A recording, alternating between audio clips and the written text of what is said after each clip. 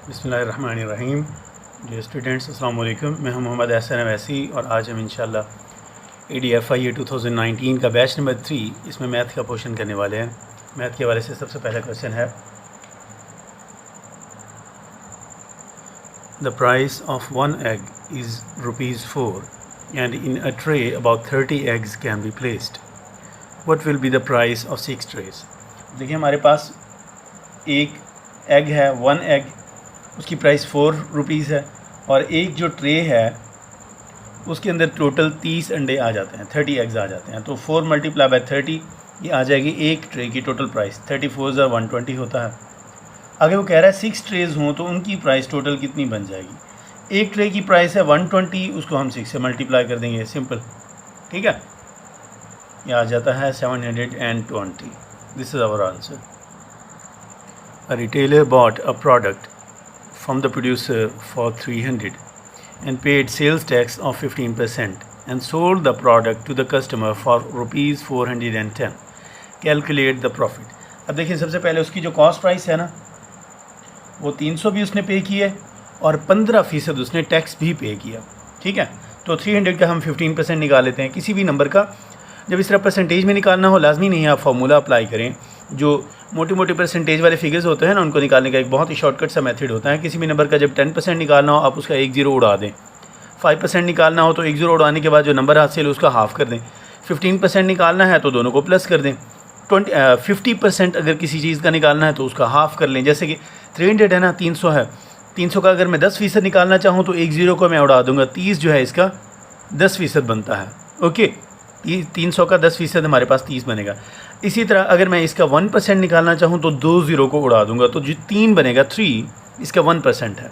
यहाँ पे उसने हमसे पूछा है 15%, तो 15% टोटल कैलकुलेट करके फार्मूला पुट करके निकालने की कोई ज़रूरत नहीं है। आप क्या करेंगे, इसका 10% निकाल लेंगे।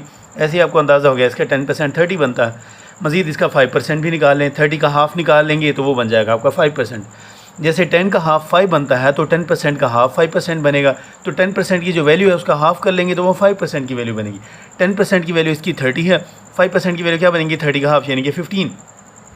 तो मैं इन दोनों को प्लस कर दूं तो ये टोटल हमारे पास आ जाएगा 15%, ठीक है। तो कितना बनता है 45। तो कॉस्ट प्राइस इसकी क्या बनेगी, 300 है प्लस 300 का 15% यानी कि 45, ठीक है। टोटल बन गया 345 रुपये। टोटल 345 रुपये में इसको ये चीज़ पड़ी है। और सेल प्राइस इसकी क्या है हमारे पास, इस आर्टिकल की सेल प्राइस उसने कहा है हमारे पास 410 है। आगे वो कहता है प्रॉफिट उसने कितना लिया। प्रॉफिट किस तरह आता है, सेल प्राइस में से कॉस्ट प्राइस निकाल देते हैं। 410 में से 345 हम निकाल देंगे तो हमारे पास आता है आंसर, ये आ गया हमारे पास 65। ये फाइनल आंसर है हमारा। If the area of a square root of 225 feet square, what will be the measurement of its each side? वो हमें जो इसकी वर्डिंग है उसके अंदर थोड़ी सी मिस्टेक हो गई है। वो कहना ये चाह रहा है कि हमारे पास कोई स्क्वायर है, उसका टोटल एरिया जो है वो 225 स्क्वायर फीट है। वो कह रहा है उसकी एक साइड की लेंथ कितनी बनेगी। एरिया दिया गया हो, लेंथ निकालनी हो, आपको पता ही है हम क्या कर लेते हैं, एरिया का स्क्वायर रूट निकाल लेते हैं। Length is equal to area square root, ठीक है। तो एरिया की वैल्यू क्या है 225 है, इसका हम स्क्वायर रूट निकाल लेंगे। 20 तक जितने भी नंबर्स हैं 1 up to 20 इन सब का आपको स्क्वायर वैसे भी आना चाहिए, ठीक है। लेकिन 1 से लेकर जो 5 नंबर्स हैं या 1 से 10 तक इन सब का क्यूब्स भी आना चाहिए। ये एज अ स्टूडेंट हमारा जो है ना बहुत ही बेसिक चीज़ है जिसमें हमें कोताही नहीं करनी चाहिए। अगर आपको क्यूब्स वगैरह भी आते हैं तो आपको फ़ौरन ये देख कर ही अंदाज़ा हो जाएगा कि जो 225 है ये 25 का स्क्वायर है या 5 का क्यूब है, ठीक है। तो 25 का अगर हम स्क्वायर ले लें तो ये ये 25 का एक्चुअली स्क्वायर है। तो 25 का स्क्वायर 225 बनता है, इसका स्क्वायर रूट ले लेंगे तो 25 ही हमारा आंसर आता है। ये हमारा फाइनल आंसर है। The profit on the sales of a female shoes of a shop increases from this figure in the year 2011 to this figure in the year 2012. How much profit has increased monthly in rupees? Total amount हमें दी गई है 2012 की amount में से हम 2011 की amount हम निकाल देंगे, हमारे पास पूरे साल का प्रॉफिट आ जाएगा। 2012 में ये वाली सेल्स हुई, 2011 में ये वाली सेल्स हुई। वो कहता है अब जो टोटल इसका प्रॉफिट बना है वो आप बताएं कि टोटल प्रॉफिट जो है वो पर मंथ प्रॉफिट कितना बनेगा, टोटल एक महीने का कितना प्रॉफिट बन रहा है। 2012 के प्रॉफिट में से 2011 का प्रॉफिट जब हमने माइनस किया हमारे पास आता है आंसर ये अमाउंट आती है हमारे पास टोटल एनुअल प्रॉफिट की। इसको अगर हम डिवाइड कर दें बाई 12 तो हमारा एक महीने का प्रॉफिट आ जाएगा, जिसकी अमाउंट बनती है ये हमारा फाइनल आंसर है। The monthly take home income of a person is 57,980 and he consumes 49,900 out of it. What percentage of the income will be attributed as savings? अब देखिए सेविंग हम किस तरह निकालते हैं, टोटल इनकम में से हम एक्सपेंसेस निकाल लेंगे। इनकम है हमारे पास 57,980, इसमें से हमारे एक्सपेंसेस हैं 49,900। इसको हम माइनस करें तो हमारे पास जो उसके सेविंग्स आती है वो है हमारे पास 8080। ये सेविंग्स रुपीज़ में है, उसको वो कह रहा है परसेंटेज में कन्वर्ट करें। परसेंटेज में किस तरह कन्वर्ट करेंगे, इसी अमाउंट को हम टोटल इनकम पे डिवाइड कर देंगे, ठीक है, ओरिजिनल अमाउंट से 57980 मल्टीप्लाई बाय 100, ये परसेंटेज में हमारे पास कन्वर्ट हो जाएगी। सेविंग्स हमारी आ गई परसेंटेज में, कितनी बनती है 13.93%।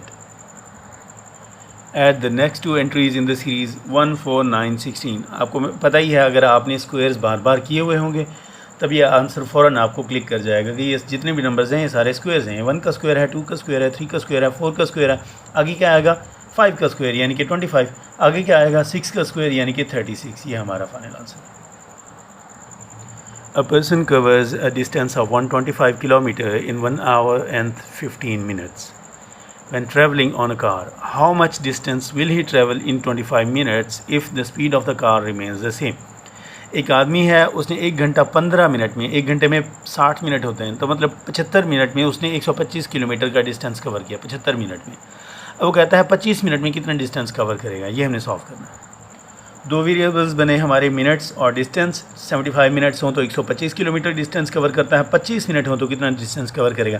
अब आपके सामने ही है मिनट्स और डिस्टेंस दोनों डायरेक्टली प्रोपोर्शनल है। जितना ज़्यादा डिस्टेंस कवर करना होगा उतना ज़्यादा मिनट्स लगेंगे, जितना कम डिस्टेंस कवर करना होगा उतने कम मिनट्स लगेंगे। या यूँ देख लें कि जितने ज़्यादा मिनट्स होंगे उतना ज़्यादा डिस्टेंस कवर कर लेगा इंसान, जितने कम मिनट्स मिलेंगे उतना कम डिस्टेंस कवर करेगा। मतलब दोनों का रिलेशनशिप डायरेक्टली प्रोपोर्शनल है। जब डायरेक्टली प्रोपोर्शनल हो तो एक एरो अपवर्ड जाता है तो दूसरे का भी एरो अपवर्ड जाता है। इस तरह करेंगे तो आपका बन जाएगा x/125 is equal to 25/75। Okay, तो आप क्या करेंगे 125 इस तरफ डिवाइड हो रहा है, उस तरफ जाकर मल्टीप्लाई हो जाएगा, ठीक है, इस तरफ से रेज हो जाएगा। तो 25 1 25, 25 3 75 और 3 को 125 पे आप डिवाइड कर देंगे तो फाइनली आपके पास आंसर आता है 41.6। लेकिन एक्चुअली ऐसे क्वेश्चंस के अंदर उसने खुद ही हमें एक हिंट दिया हुआ होता है, आप उस हिंट को पकड़ें। आपके सामने ही है, देखें, एक वैल्यू जो चेंज हो रही है वो किसी प्रोपोर्शन से चेंज हो रही है। जब दो वैल्यूज़ दोनों आपस में एक दूसरे के डायरेक्टली प्रोपोर्शनल हों तो एक वैल्यू जब बढ़ रही हो तो दूसरी वैल्यू भी बढ़ेगी, एक कम हो रही है दूसरी भी कम होगी। आपने देख लेना किस रेशो से बढ़ी है या कम हुई है। 75 से 25 हो गई है एक वैल्यू, तो मतलब कितनी हुई 1/3 हुई है, तो ये वाली भी 1/3 हो जाएगी, 1/3 हो जाएगी। तो आपको किसी कैलकुलेशन में जाने की ज़रूरत नहीं है, 125 का 1/3 कर लें जैसे हमने यहीं पे किया था, 41.6 हमारा आंसर आता है, ठीक है। आपको किसी लंबी चौड़ी कैलकुलेशन में जाने की ज़रूरत नहीं है। अब अगर दो वैल्यूज़ दोनों एक दूसरे के डायरेक्टली प्रोपोर्शनल हो, एक वैल्यू जो चेंज होती है अगर उसके चेंज होने में कोई पैटर्न आ रहा हो, जैसे कि कोई वैल्यू है 100 से 50 हो गई है, मतलब आधी हो गई है, तो इसको भी आप आधा कर लें। अगर यहाँ की वैल्यू डबल हो गई है तो इसको भी डबल कर लें। अगर यहाँ की वैल्यू जो है 1/3 हो गई है तो इसको भी 1/3 कर लें, अगर दोनों वैल्यूज़ डायरेक्टली प्रोपोर्शनल हो। अगर दोनों वैल्यूज़ हों इन्वर्सली प्रोपोर्शनल तो आप किस तरह करेंगे वो भी मैं आपको बता देता हूँ। अगर ऐसी इस तरफ वाली वैल्यू 1/3 हो जाए तो इसको 3 टाइम्स बढ़ा देंगे। ये वाली वैल्यू जिस नंबर पे डिवाइड होगी इस वैल्यू को उसी नंबर पे मल्टीप्लाई कर देंगे। जैसे कि फ़र्ज़ करें मिनट्स और डिस्टेंस अगर ये हमारे इन्वर्सली प्रोपोर्शनल होते तो ये 75 से 125 हो गई है, तो मतलब 3 टाइम्स कम हो गई है, 3 पे डिवाइड हुआ है 75, ठीक है। तो इसको 125 को आप 3 से मल्टीप्लाई कर देते, वही आपका फाइनल आंसर बन जाता। 375 आपका आंसर होता अगर ये दोनों वैल्यूज़ इन्वर्सली प्रोपोर्शनल होते, ठीक है। एक्चुअली उसने ये हमें हिंट दिया है ताकि हम इस हिंट को पकड़ कर डायरेक्टली क्वेश्चन कर सकें without going into detailed solution. A relationship between two quantities of the same kind is called, उसको हम रेशो कहते हैं। Next question, the ratio of 1 kilometre to 600 metres is. अब देखिए 1 किलोमीटर है तो ये हमारे पास बन जाएगा। अब जो दो चीज़ों की अगर हम रेशो निकाल रहे हैं उनका यूनिट सेम होना चाहिए। किलोमीटर का किलोमीटर है, 600 के साथ मीटर लिखा हुआ है, तो हम दोनों का यूनिट सेम करेंगे। 1 किलोमीटर के अंदर 1000 मीटर होते हैं तो हम इसको 1000 लिख देंगे। रेशियो जो 600 है, अब ये भी मीटर में आ गया, ये भी मीटर में आ गया, दोनों मीटर में होने चाहिए या फिर दोनों किलोमीटर में होने चाहिए। मैंने इसको किलोमीटर से मीटर में कन्वर्ट कर लिया, ये ऑलरेडी मीटर में था। तो अब इसको हम सिंप्लीफाई कर लेते हैं, क्या बन गया 1000/600। तो 2 0 से 2 0 कैंसिल हो गए, बल्कि 2 0 से 2 0 कैंसिल हो गए, 2 5 10 होता है, ये 10/6 है। तो 10 को 6 पे जब हम डिवाइड करें तो हमारे पास आंसर आता है 0.6 या 60%, 0.6 बात एक ही है। ये आपका फाइनल आंसर है। अच्छा, इसके जो ऑप्शंस हैं इनके साथ देखें किलोमीटर लिखा हुआ है, किलोमीटर नहीं होता। जब भी दो वैल्यूज़ की आप रेशो लेते हैं, रेशो का आंसर के साथ कभी भी कोई भी यूनिट नहीं होता, क्योंकि दोनों का यूनिट एक दूसरे के साथ कैंसिल हो जाता है। इसका भी मीटर था, इसका भी मीटर था, मीटर मीटर पे डिवाइड हुआ, आंसर तो यूनिट तो कैंसिल हो गया ना। तो इसलिए रेशो के आंसर के साथ कभी भी यूनिट नहीं होता। Next question, the number of elements in the power set of 1 2 3। एक सेट है, इसके टोटल मेंबर्स की तादाद 3 है। किसी भी सेट के नंबर ऑफ मेंबर्स जो हैं, वो एलिमेंट्स जो हैं वो जितने हों, उसके पावर सेट की तादाद हम किस तरह निकालते हैं, 2n। जितने मेंबर्स हों उतनी इसकी पावर लिख देते हैं। 2^3 का आंसर क्या आता है 8। तो इसके पावर सेट में 8 मेंबर्स होंगे। 12 men take 6 hours to finish a piece of work. After 12 men have worked for 1 hour, the boss calls in 8 more men. How many more hours would 20 men take to complete this remaining work? कोई काम था, उसको करने के लिए 6 घंटे में पूरा करने के लिए 12 आदमियों की ज़रूरत थी, और वही 12 आदमी काम करते रहे। 1 घंटा जब काम कर लिया उन्होंने, तो जो बॉस था उसने डिसाइड किया कि नहीं, अब मैं 6 लोगों से नहीं काम कराता, मैं 12 लोगों से नहीं काम कराता, 8 आदमी और उसने ऐड करा दिए। अब वो आदमी हो गए 20। वो कहता है 12 आदमी अगर काम करते रहते, 1 घंटा उन्होंने काम कर लिया था, वही 12 आदमी काम करते तो 5 घंटे में काम पूरा हो जाता। अब 20 आदमी हैं तो कितनी देर में काम पूरा होगा, ये उसका क्वेश्चन है। मैन एंड आवर्स, 12 आदमी थे तो 5 घंटे में काम को पूरा कर सकते हैं, क्योंकि 1 घंटा उन्होंने काम कर लिया ना। अब बाकी जो काम रहता है उसके लिए हम सोच रहे हैं। 12 आदमी थे, 5 घंटे में काम को पूरा करते हैं, 20 आदमी हैं, कितनी देर में काम को पूरा करेंगे। आपको पता ही है एक्स वाली वैल्यू का एरो हमेशा आप बढ़ जाता है।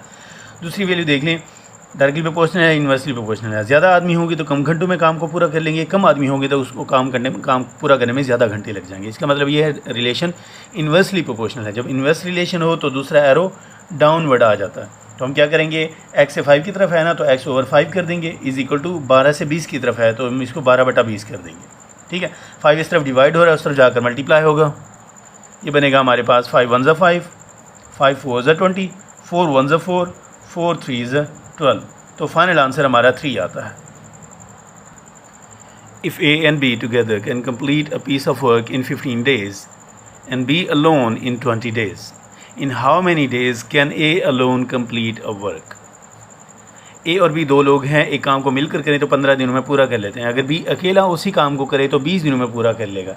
In how many days can A alone, अगर A अकेला काम करे तो कितने दिनों में पूरा करेगा, ये उसका क्वेश्चन है। अब देखिए, A और B अगर मिलकर काम करें तो एक दिन में पूरे काम का कितना हिस्सा करेंगे। पूरे काम को 20 दिनों में पूरा करते हैं। सिंगल डे, एक दिन के अंदर दोनों मिलकर काम करें तो पूरे दिन का कितना हिस्सा करेंगे, ज़ाहिर है 20वां हिस्सा। 20 दिनों में काम को पूरा करें तो एक दिन में पूरे काम का 20वां हिस्सा करेंगे। इसी तरह जो B अकेला है वो पूरे काम को A और B अगर मिलकर काम करें तो 15 दिनों में काम को पूरा कर लेते हैं। तो अगर अकेले एक दिन का काम कितना बनेगा, पूरे दिन का, पूरे काम का 15वां हिस्सा। और B जब अकेला काम करेगा तो पूरे एक दिन के अंदर पूरे काम का कितना हिस्सा पूरा करेगा, 20वां हिस्सा करेगा, क्योंकि 20 दिन में वो काम को कंप्लीट कर सकता है, एक दिन में पूरे काम का 20वां हिस्सा कंप्लीट करेगा। तो लेफ्ट साइड और राइट साइड को हम देख लें, हमें A की वैल्यू चाहिए। क्या करेंगे हम, इस इक्वेशन में से अगर A + B में से अगर हम B को निकाल दें तो A की वैल्यू आ जाएगी।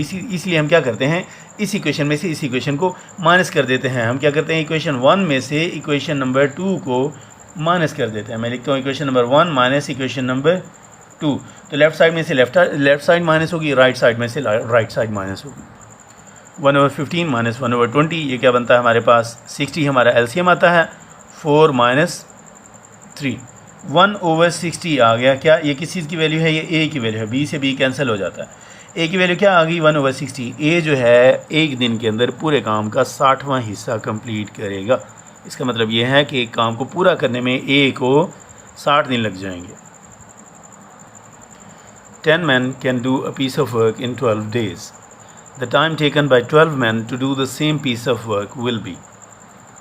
एक काम है उसको 10 आदमी करें तो 12 दिनों में पूरा कर लेते हैं। 12 आदमी करें तो कितने दिनों में पूरा करेंगे, ये वो पूछ रहा है। हमारे पास दो वैल्यूज़ हैं, मैन और days. 10 man 12 days, 12 man how many days, ये हमने पता करना। ऐसे क्वेश्चन को भी सोल्यूशन में जाने की कोई ज़रूरत नहीं है आपको। जब पता हो दो वैल्यूज़ एक दूसरे के डायरेक्टली प्रोपोर्शनल हैं तो एक वैल्यू जितनी बढ़ जाती है दूसरी वैल्यू भी आप उतनी बढ़ा दें। लेकिन जब दो वैल्यूज़ एक दूसरे के इन्वर्सली प्रोपोर्शनल हों और एक वैल्यू रिप्लेस हो रही हो तो दूसरी भी हमेशा रिप्लेस होगी।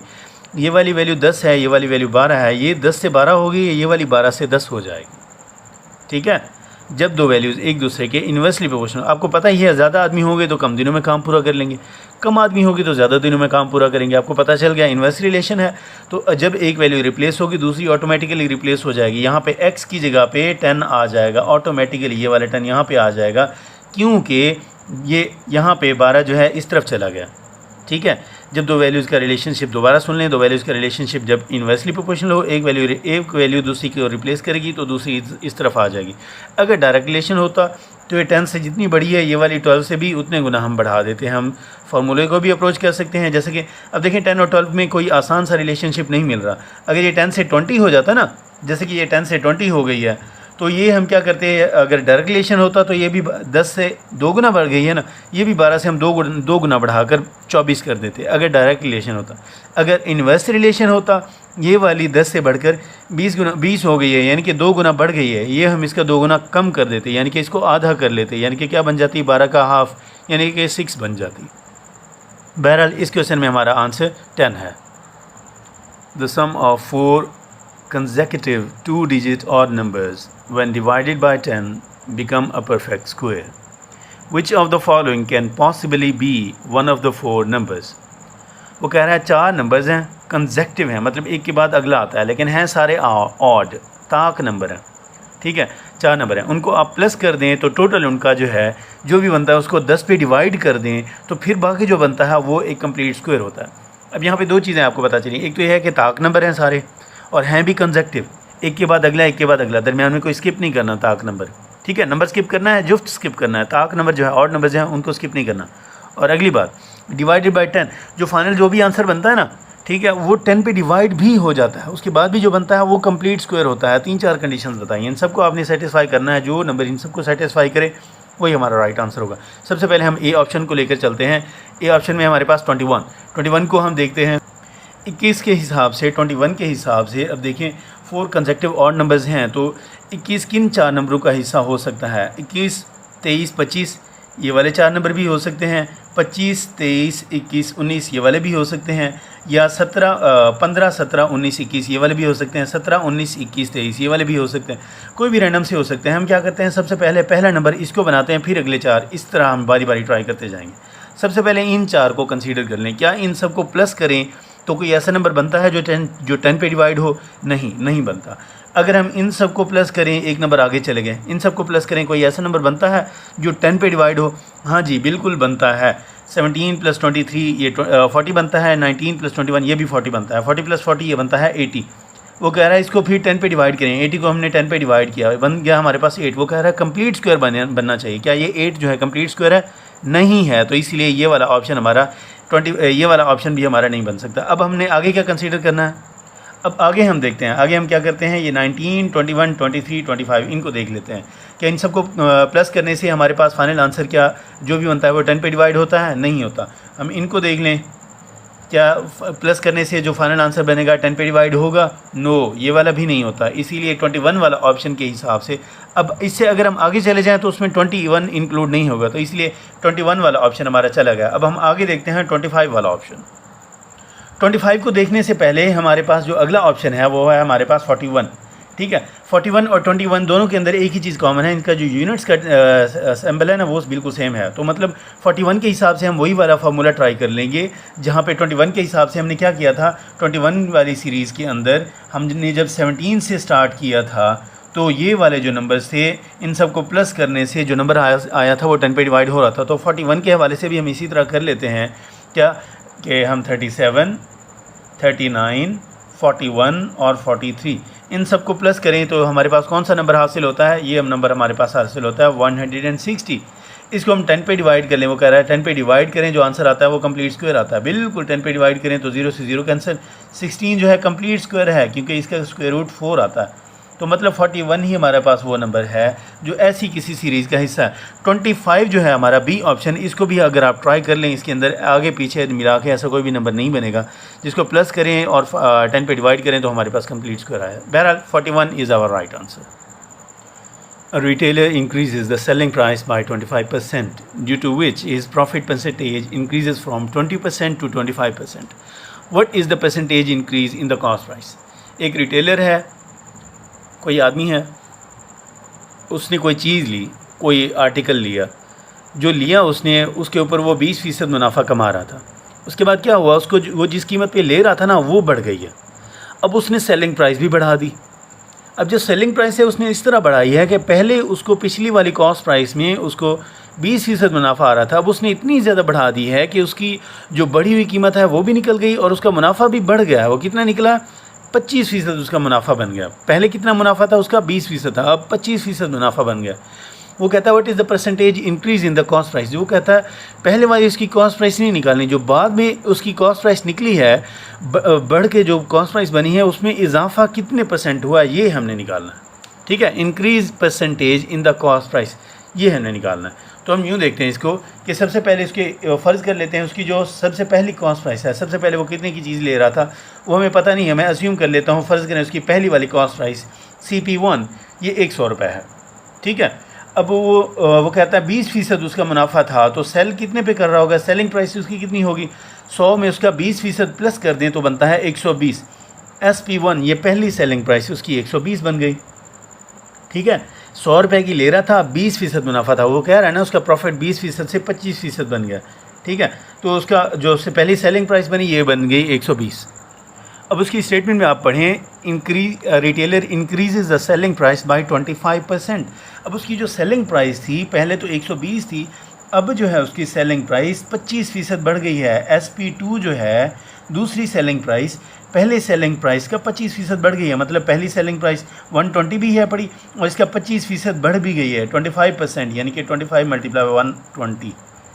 ठीक है, 25% बढ़ भी गई है, तो टोटल ये कुल मिला के ये वाली बन जाती है दूसरी, जो बाद में सेलिंग प्राइस बढ़ने के बाद ये बन गई 150। ये है उसकी सेलिंग प्राइस दूसरी SP2। अब आगे वो क्या कहता है, आगे वो कहता है कि इसकी कॉस्ट प्राइस कितनी बड़ी है, तो दूसरी सेलिंग प्राइस इतनी है। अब वो कहता है उसका जो प्रॉफिट था वो 25% बढ़ गया है। The profit percentage increases from 20% to 25%। पहले उसका प्रॉफिट था 20%, अब के केस में जो सेलिंग प्राइस 150 है, इसमें इसका प्रॉफिट है 25%। तो मैं किस तरह निकालूंगा, जो कॉस्ट प्राइस है ना, cost price plus cost price का 25% is equal to selling price 2 है। जो बाद में जो कॉस्ट प्राइस बनी उसके अंदर 25% मुनाफा ऐड करें तो बनती है सेलिंग प्राइस 2। ठीक है, तो SP2 की वैल्यू आपको पता ही है ये कितनी है, 150। और कॉस्ट प्राइस हमारे पास, कॉस्ट प्राइस ये हमने हमें पता नहीं है, तो क्या करेंगे, कॉस्ट प्राइस प्लस 25% ये बनता है, ये वाला 25% बन जाएगा 25/100 ज़ाहिर है, तो ये प्लस करने से बनता है हमारे पास 125/100 of CP2 is equal to 150। इस तरह इसको सॉल्व करने के बाद आपकी जो दूसरी कॉस्ट प्राइस निकलती है ना इसकी CP2 की वैल्यू, इसकी इक्वेशन से CP2 की वैल्यू बनती है आपके पास 120। ठीक है, अब इसकी दूसरी कॉस्ट प्राइस 120 निकल गई। पहली इसकी कॉस्ट प्राइस कितनी थी, 100, अब इसकी कॉस्ट प्राइस कितनी बन गई है, 120। अब आपके सामने ही है, इसके अंदर इंक्रीज़ कितना आया है, 100 के मुकाबले में 20 रुपये का इंक्रीज़ आया, तो 100 के हिसाब से ये 20% ही बनता है। तो कॉस्ट प्राइस इसकी 20% इंक्रीज़ हुई है। The average age of A, B, C, D and E is 40 years. The average age of A and B is 35 years. C and D is 42 years. Age of E, 5 लोगों की average age उसने बताई है। उसके बाद कह रहा है पहले 2 लोगों की एवरेज एज भी उसने बता दी, दूसरे 2 लोगों की भी, और जो 5वां बंदा है जो E है उसकी एज वो पूछ रहा है वो हमसे। हम इसको सॉल्व करते हैं। ये 5 लोग थे A, B, C, D and E, उनकी एवरेज एज 40 ईयर्स थी। तो एवरेज का फार्मूला क्या होता है, sum of values over number of values is equal to average. तो मैंने लिख दिया एवरेज वैल्यू 40 है, sum of values, sum of A, B, C, D and E over number of values यानी कि 5। अब आपने इनका टोटल निकालना है, तो क्या करेंगे, 5 को इस तरफ जाकर मल्टीप्लाई कर देंगे, बन जाएगा ये बनता है हमारे पास a plus B plus C plus D plus E is equal to 40 multiply by 5 is equal to 200, ये बन गया। अब A B C D E की टोटल एज अब हमारे पास बन गई है 200। आगे वो कह रहा है average age of A and B is 35। A और बी जो है ना, इनकी एवरेज एज वो कह रहा है 35 है। अब टोटल एज क्या बनेगी, 35 को 2 से 35 का 2 गुना कर लेंगे, 35 2 70 बन गया। इसी तरह वो कह रहा है सी और डी की एवरेज एज क्या बनेगी। एवरेज दिया हुआ हो तो टोटल किस तरह निकालते हैं, एवरेज को नंबर ऑफ़ वैल्यू से मल्टीप्लाई कर देते हैं ना। तो सी और डी की एवरेज एज वो खुद ही हमें कह रहा है 42 ईयर्स है। तो 42 का डबल क्या बन जाएगा, 42 मल्टीप्लाई बाई 2 ये बन जाएगा 84 प्लस ई। ये हमारे पास ए प्लस बी की वैल्यू 70 आ गई, सी प्लस डी की वैल्यू 84 आ गई, ई की वैल्यू हमने पता करनी है इज इक्वल टू 200 है। तो ई की वैल्यू क्या आ जाएगी हमारे पास, 84 प्लस 70 ये बनता है 154। इस तरफ हमारे पास 200 ऑलरेडी है पड़ा, माइनस ये वाला 154 इधर आकर माइनस हो जाएगा, ये बनता है हमारे पास 46। ये आ गई है हमारे पास ई की total age. Which number will complete the following series 3, 6, 15, blank 123, 366। अब इस क्वेश्चन के अंदर आप देख लें, ये हमारी सीरीज़ है, ये हमारी सीरीज़ है 3, 6, 15, ब्लैंक एंड 125। सीरीज़ को सॉल्व करने का सबसे आसान तरीका ये होता है कि आप इसके जितने भी कंसेक्टिव नंबर्स आ रहे हैं उन सब का आप डिफरेंस निकाल लें। 3 एंड 6 का डिफरेंस क्या बनता है 3, 6 एंड 15 इन दोनों का डिफरेंस क्या बनता है 9।